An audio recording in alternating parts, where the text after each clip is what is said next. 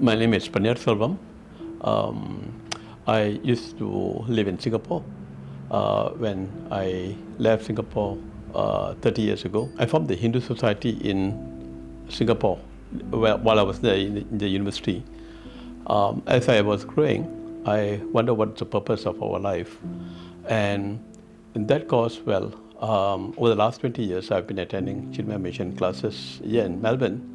And I asked Swamiji just, whenever you come, I am able to reach a certain spiritual heightenment.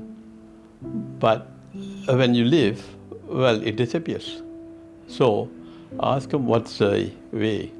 He says, then come and come for an ashram course, where you live and stay, and then you can imbibe that knowledge. So for that reason, I went for a 2-year residential course on Vedanta, where we study basically the Upanishads right up to Brahma Sutra, including the Bhagavad Gita. And then before I came back, I asked Swamiji, so what should I do? I've been a land developer as a businessman, right? Or how do I move from Grihastha to the next stage, Vanaprastha? Because there are 4 stages in life. That's basically the Brahmachari, the Grihastha, the Vanaprastha, and Sannyasa. That's basically a student's life, a householder's life, retiree, and renunciate, right? So then I asked him, so from Grihastha to Vanaprastha, what should I be doing? Or when should I be doing? And he says that, typically they say that when you have your first grandson. And then I asked him, but nowadays children take their own sweet time to get married, So he says that when you are ready, when the children are independent, actually now you can just go on. Okay. So then the next question is, what do you do as a Vanaprastha? So he says, whatever you're doing for you and your family, now you do for the community. All right. So I, being a developer, land developer, I said that, okay, I'll develop an ashram, right? And in that course, I was looking for an ashram in Melbourne. I would like to get things moving quickly. So instead of building from scratch, I acquired a nursing home, and which, like this building at 261 Canterbury Road, Heathmont, right? It was a nursing home built in 1988, right? And the tenant has moved out, so it became available. So I have redone the place, and now preparing it for Vanaprasthis, right? So that's basically brought us here. The ambition is to basically to cater to those who would want to move on from householder's life to Vanaprasthi, so that they basically would have more time to find the purpose of their life. All right. So that's where we are now at. In respect to the this Vanaprastha ashram, all right, I am seeing invisible hand at play, pushing me towards achieving this goal that I have. That's, unbelievably, Ganesha came by himself. It was donated. The building came in. I have a Brahmin family living on the 2nd floor who have promised to provide us the food that we want. So it's all happening.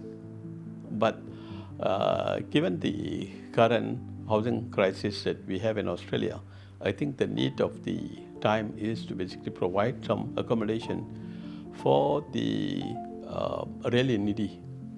So for the moment, basically I am providing, but I am slowly pushing towards getting retirees to come and stay so that we can conduct regular classes.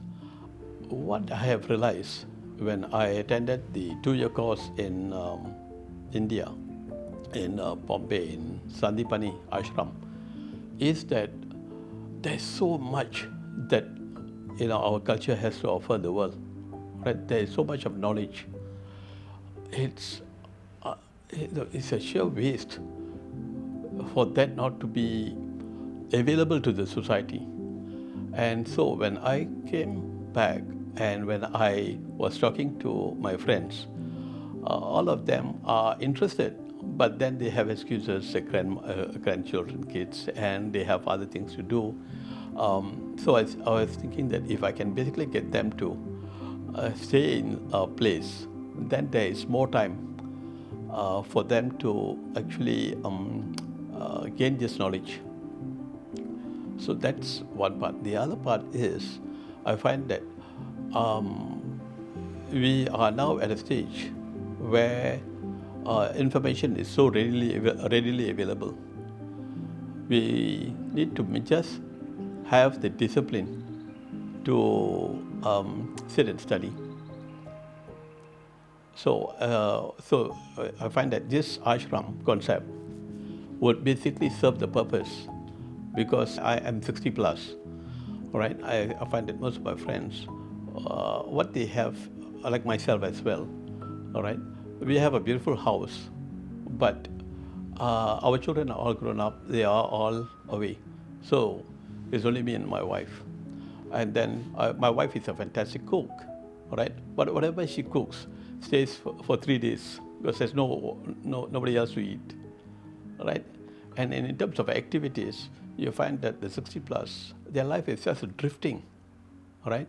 For that reason, I think that if I can basically get these people to come and stay, where we can provide good food, we can provide them a good accommodation, where we can basically conduct activities, including yoga and satsangs and bhajans and kirtans, we would actually make life so meaningful. I see my life is like a beautiful journey where I saw, how that boy grew up from a karmi. Karmi means one who just does action randomly, to a karma yogi, because I remember in my 20s, I said that all these people who are talking about lectures and about jnanam and spiritual thing, I said that unless you feed the person, he's not going to listen, right? So I thought karma yogi is a great thing. And then I realized that even a karma yogi, well, still is caught in the karma and dharma that he needs to do. But I realize now that it's all a drama. So again, this is my personal journey. So you got to find your own stage and you got to be at peace with that. But for me, well, I am at this stage where I find that all this karma, dharma is all a drama, all right? And I realize that, at the end of the day, all you need is to understand that you are that Brahman, right? It's like the key is in your pocket, but you are searching all over the place. So, but once you have known the key that is in your pocket, what else do you need to do? I asked Swami Tejomananda this, right? So, now that I've attended this course and I know that Brahman Satyam, Brahma is Satyam, Jagat is Mithya, what else do I need to do?